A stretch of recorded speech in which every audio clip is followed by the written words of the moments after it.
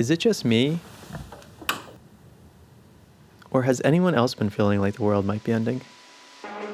Good evening. We have a developing story, a breaking news story tonight. A tragic chain of events began with a powerful Category 4 financial collapse. But first, a look at Another A crisis. terror alert sounded over Kind of slow-moving global nuclear. pirate attack. This follows some troubling news from the International Atomic Energy Agency that Today does mark the beginning of the end.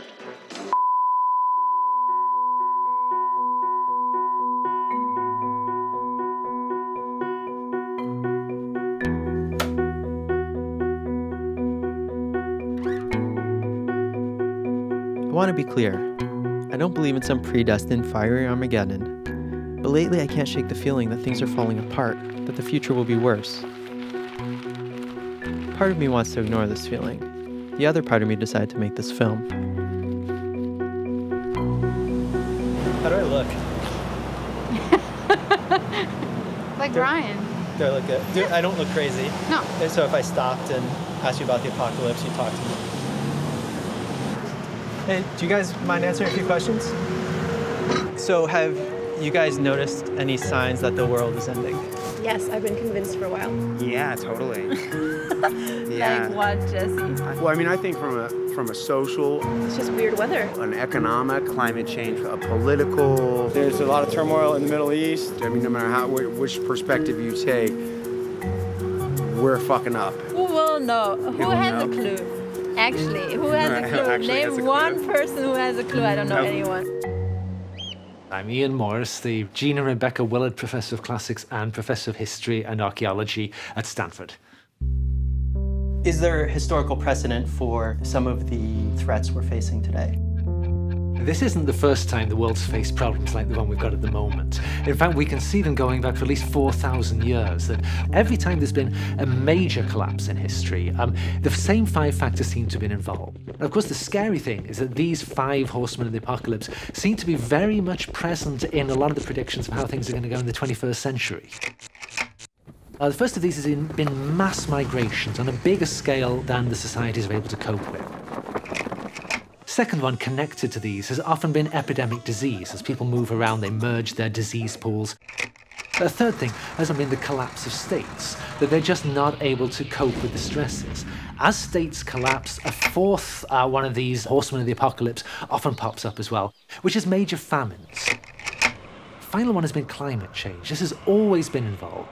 Whether we're looking at the fall of Old Kingdom Egypt or looking at what happened in the 14th century with the Black Death, climate change is always there in the mix.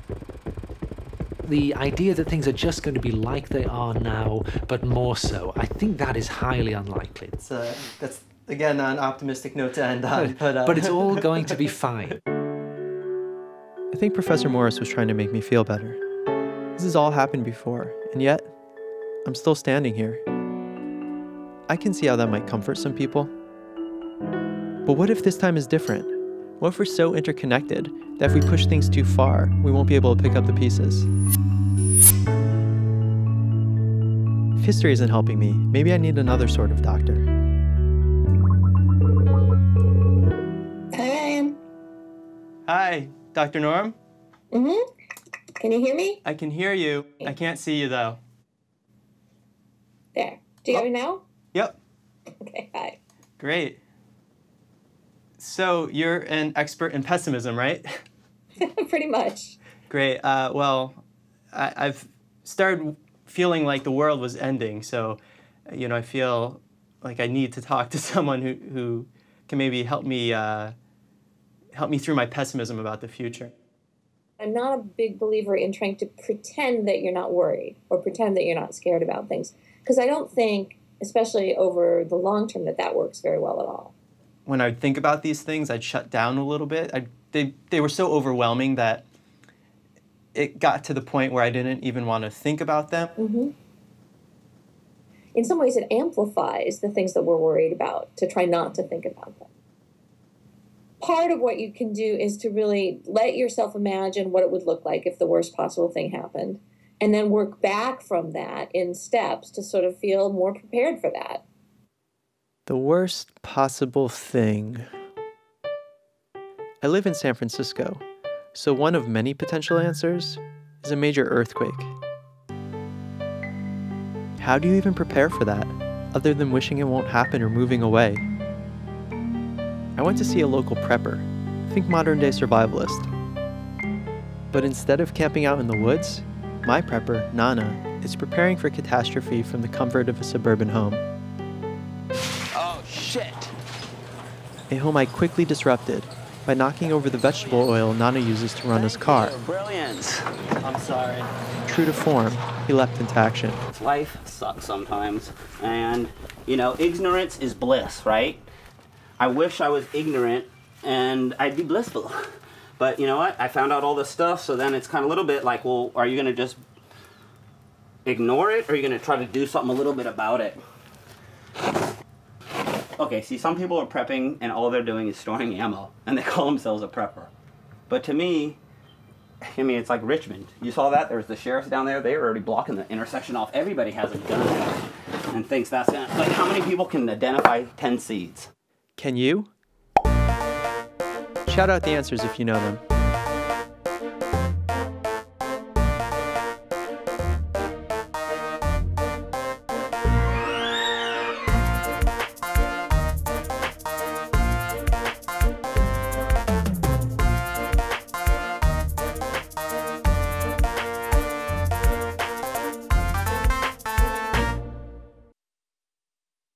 Some people want to hear what I have to say, and other people are like, oh, Nana, don't start again.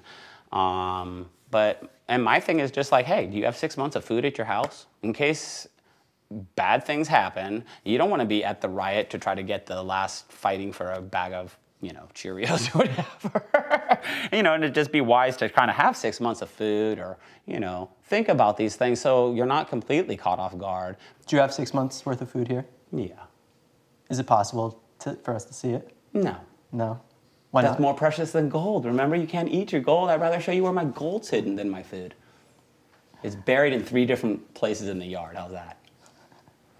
I count myself among the people who might not fare well at a Cheerios riot. It's kind of exciting, like when you get camping supplies.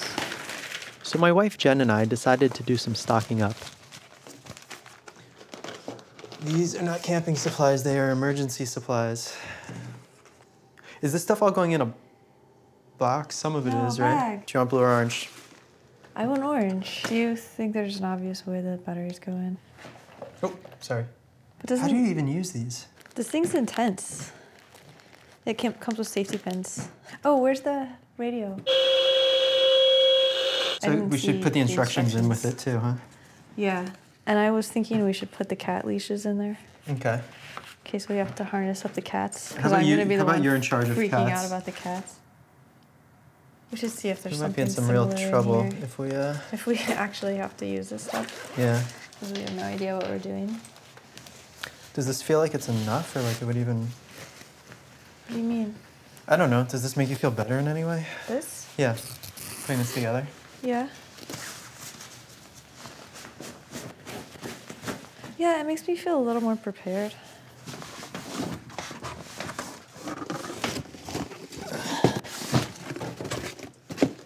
Do you want to hand me the water? Yep.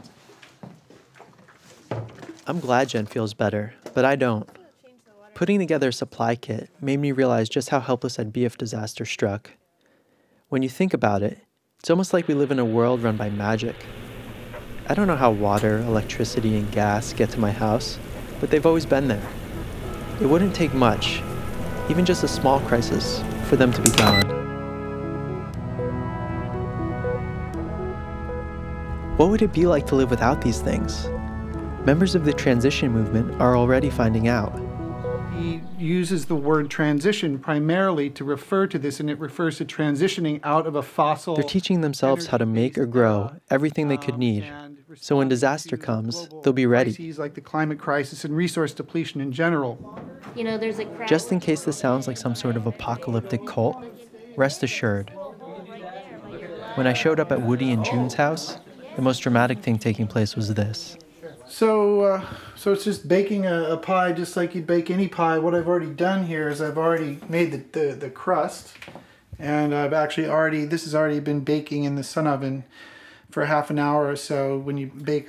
What's a sun oven? This is the sun oven, it might come quicker than we're ready, and we may have to be off grid because the power line goes out, and a lot of places it goes out, and they don't have the capacity to get out to us.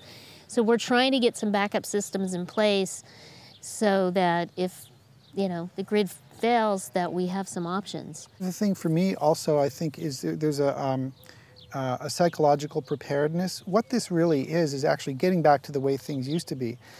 I was a kid in the 60s, and I remember, it used to be a big deal to get out of season fresh fruits and vegetables.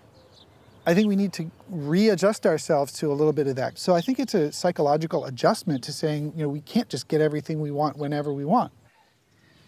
Hot blackberry pie, just like Mama used to make. Just hearing the words psychological adjustment freaks me out. So why do these people seem so happy? Angel, another member of the group, finally answered my question. That's the thing about transition, is that it's not just that you do these things, but you also celebrate. It's sort of funny when you first say it, because it almost sounds like we're celebrating these coming catastrophes, potentially, but, I know that's not what you mean. No, but, it's been said, in every adversity lies the seed to equal or greater benefit, right? So we're into visualizing the future that we want, and in that way, we're excited about it because we kind of know where we're going. I like what Angel said about visualizing the future we want. I've been focused on what we might lose, but Angel and the others are looking at the same problems I'm looking at. They don't just see catastrophe, but a chance to change things for the better. Yeah, there's a lot of disagreement over what a collapse would mean for human society in the 21st century. And there are some people who think that a collapse would throw us all the way back into the Stone Age, and some people who think that the collapse would be a relatively minor thing, something we could rebound from. And one of the ways I like to think about it is in terms of a very famous science fiction story that Isaac Asimov published 70 years ago. It's called Nightfall, and it's about a distant planet called Lagash. Lagash has seven suns, so it's never night. But once, every 10,000 years, they all line up in a complete solar eclipse. Since no one has ever seen darkness before, they all go mad. They go collectively insane, they burn all the cities to the ground, and by the time the suns come back out again, and the world has been thrust back 10,000 years into barbarism. And that's kind of what I've been imagining. But maybe Nightfall isn't the only option. Maybe there's also the possibility of transformation. I'm not saying I've got this all figured out, or that I've made my peace with the apocalypse, and I'm actually kind of looking forward to it. That's not it. But I am starting to think that how things will unfold is an open question, and maybe even one I'll have a hand in shaping. And that's at least something, considering I started with the world ending.